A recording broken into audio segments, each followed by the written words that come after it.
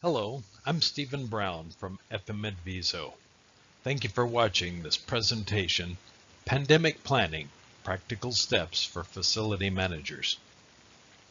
After the National Facility Management and Technology Program in Baltimore was postponed due to the expanding novel coronavirus, or COVID-19, pandemic, the ProFM Institute asked me to prepare a short educational session that would be made available to interested parties. The ProFM credential was designed to elevate the knowledge and skills of facility professionals around the world, and the ProFM Institute is pleased to share this presentation as a resource. FM Adviso is a facility management consulting and training business that supports global clients. I appreciate this opportunity to share information about facility management involvements in the challenging environment we face.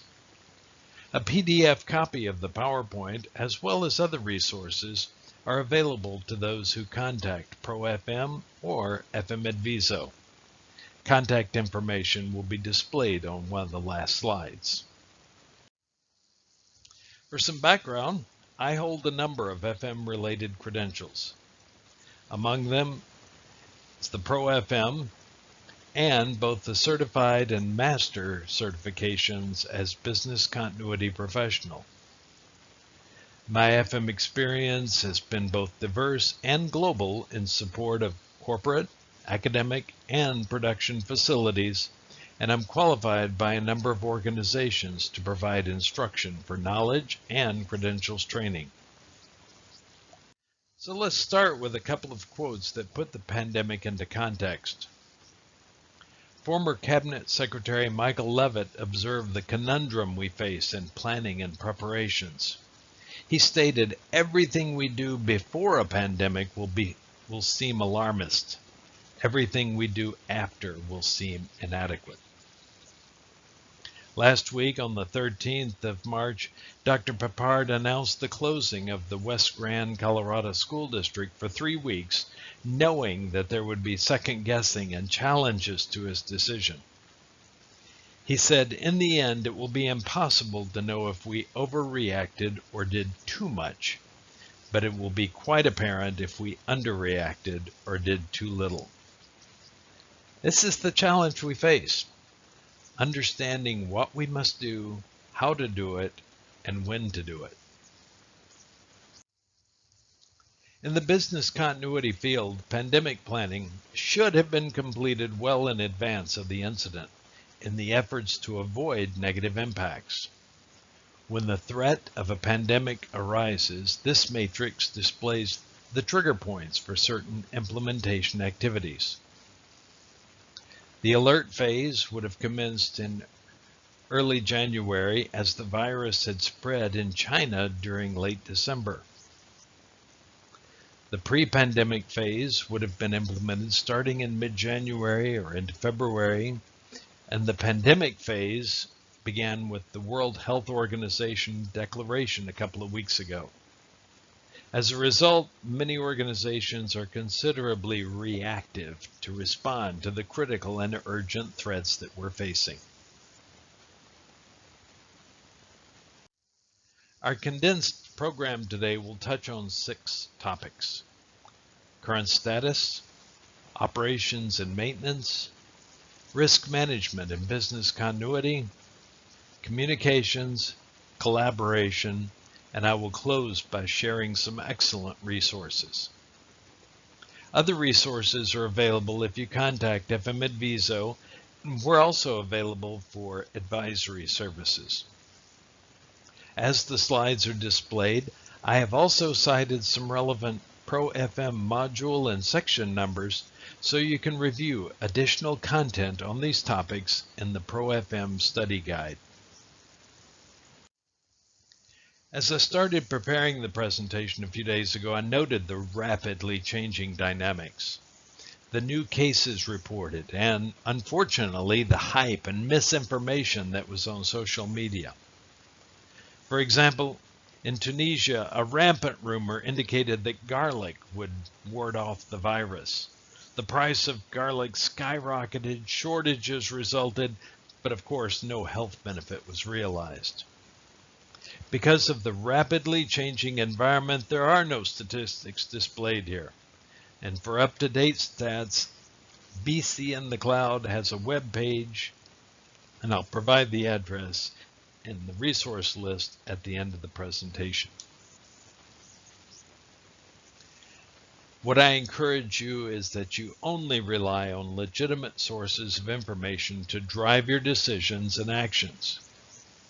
The World Health Organization, the National Health Services for your country, the CDC, and the ministries or regional or local health departments are best qualified to provide the facts and avoid the misinformation. It's fine to monitor social media and other sources for your news and information, but be very careful how you allow unofficial content to influence your thoughts and actions. Social media contains too much information these days.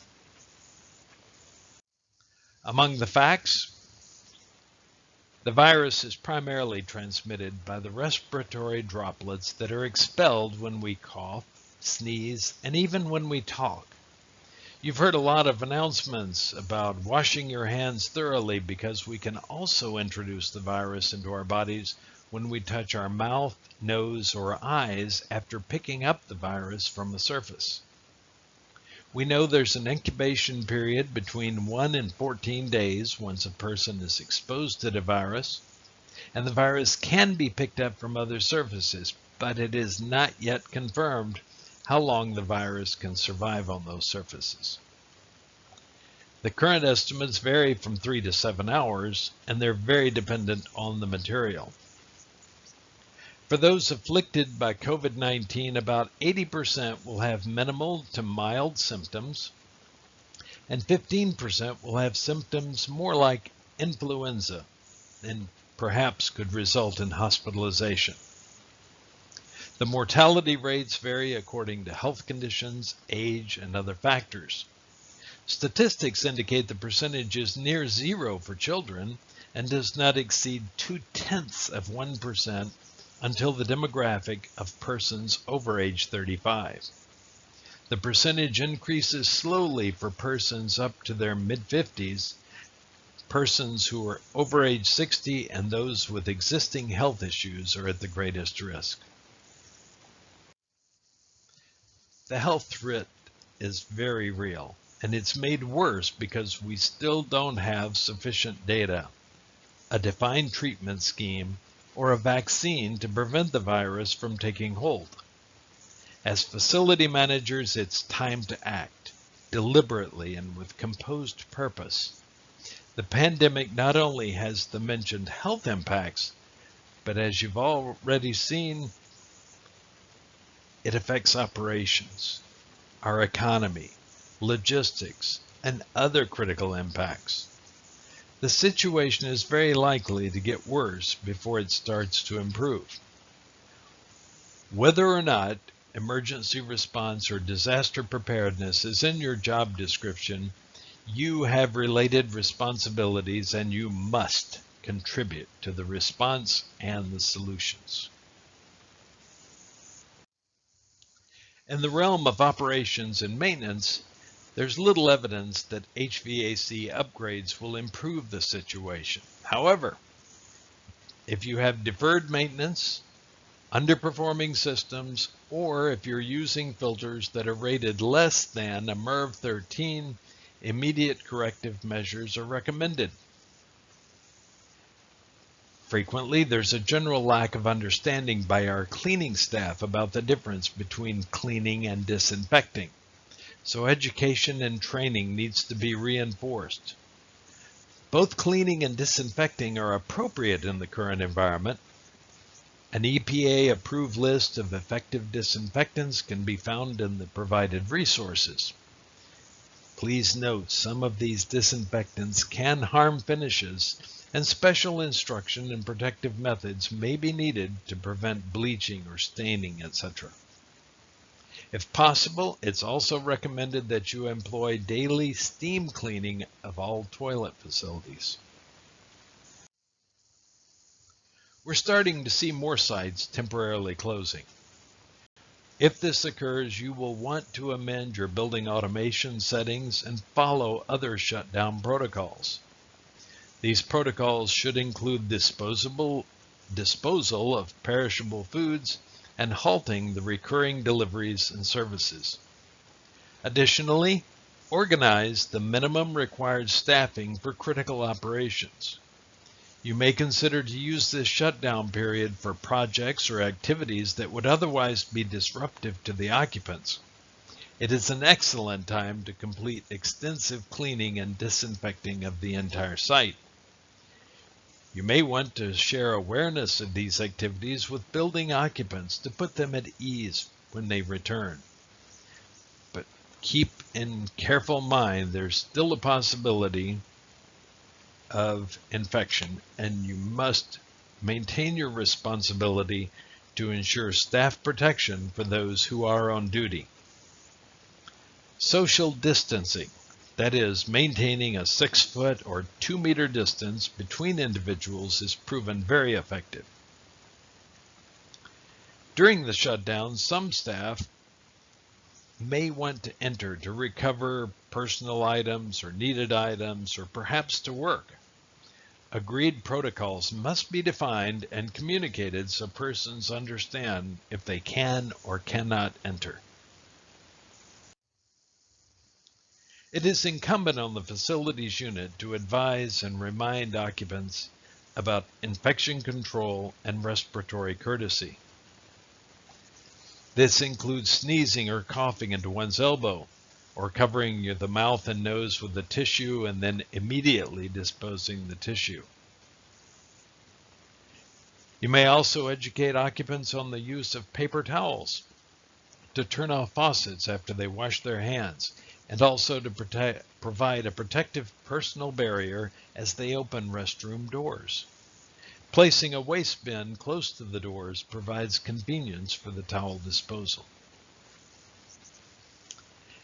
You'll also want to work with the human resource and management departments on how to identify health threats and manage situations to provide an opportunity to prevent the spread of the virus and provide relevant personal protective equipment. Any persons who exhibit symptoms must be sent home or to the clinic immediately. Another recommendation is to take an approach of maximum flexibility in facets of employee management, that is, staffing or absenteeism, their work hours, and focus on the support and the protection of the employees by reducing the threat of spreading the virus. This slide displays some other operational protocols. The first few relate to segregation of activities that support social distancing. The last one relates to the hygiene, so the occupants can do their part to reduce the risks.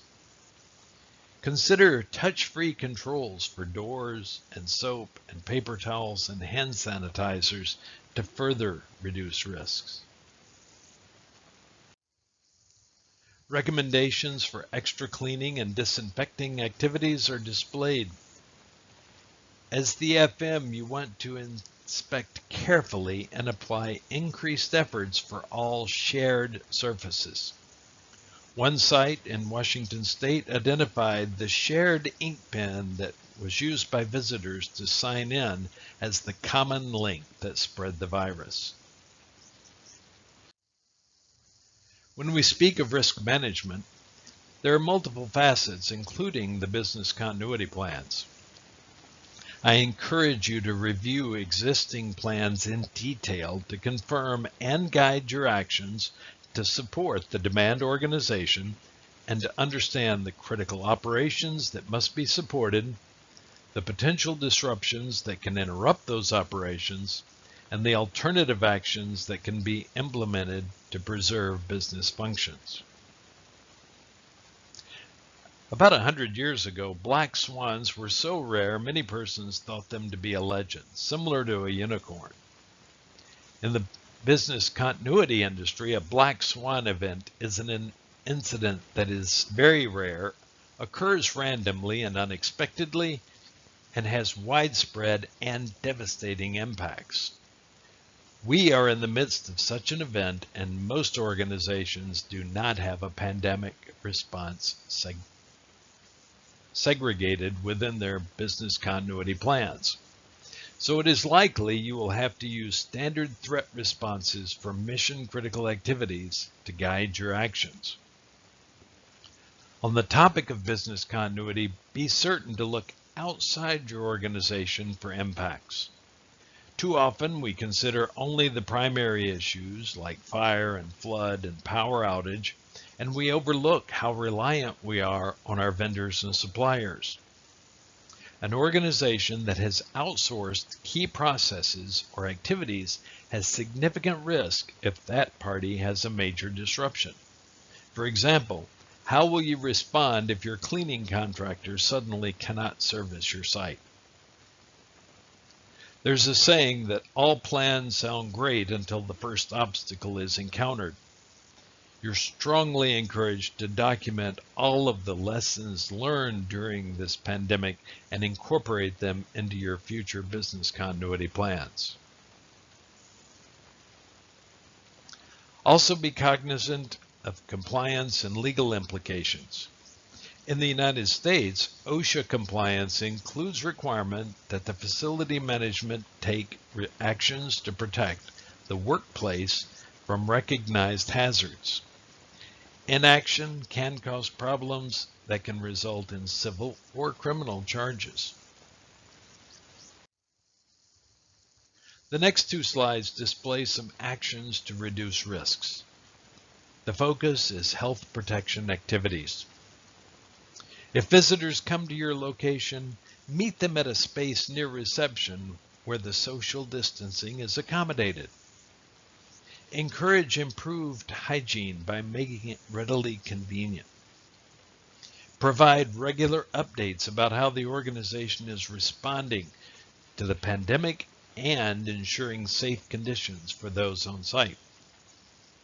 And aggressively ensure that unwell persons are not coming to the workplace.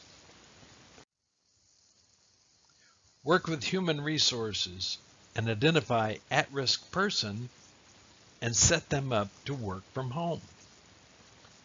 Reduce in-person interactions. Eliminate gatherings and non-essential services that increase the building population. Promote work from home to the maximum extent possible. One of the presentation resources is a telework checklist you will find very helpful.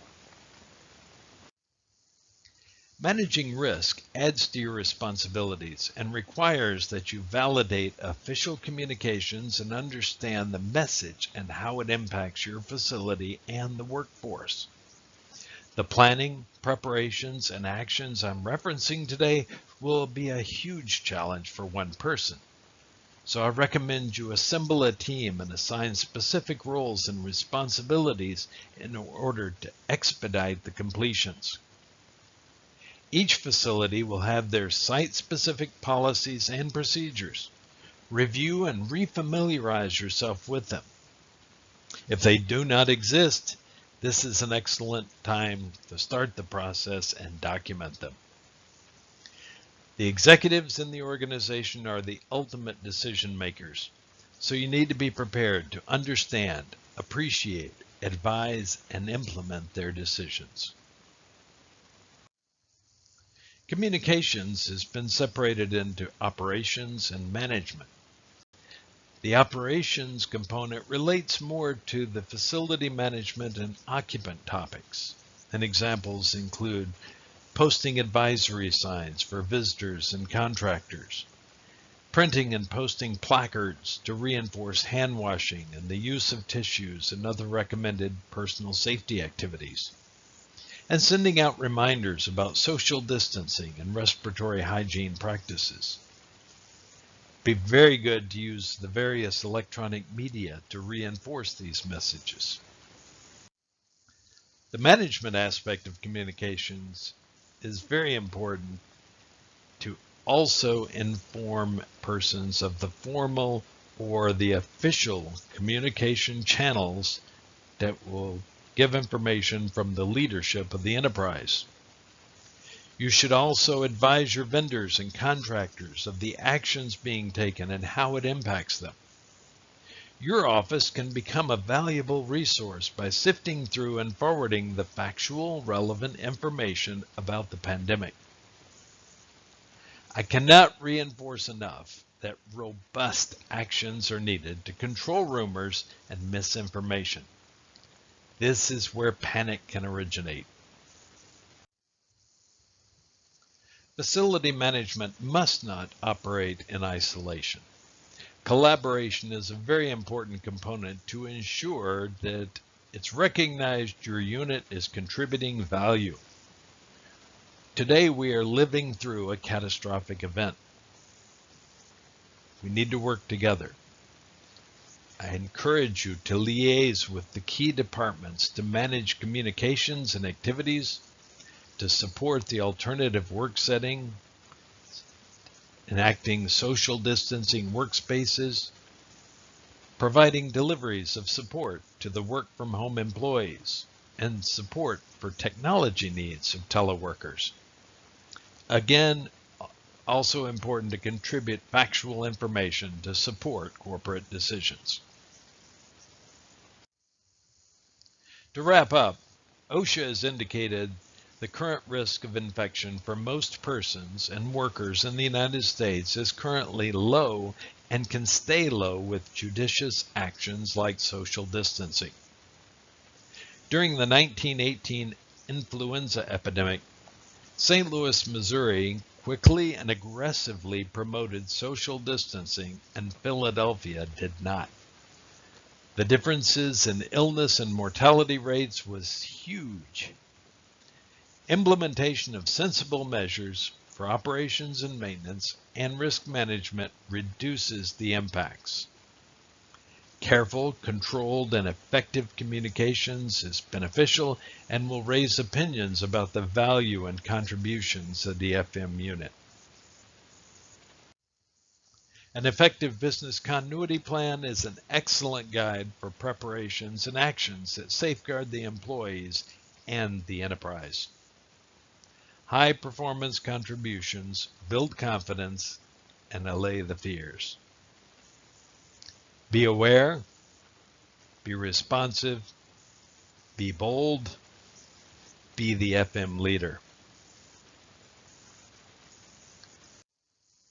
This slide provides some excellent links to the resources and some of the citations in this presentation. For additional information about ProFM or to contact FM Adviso, our information is displayed. ProFM and FM Adviso, thank you for watching.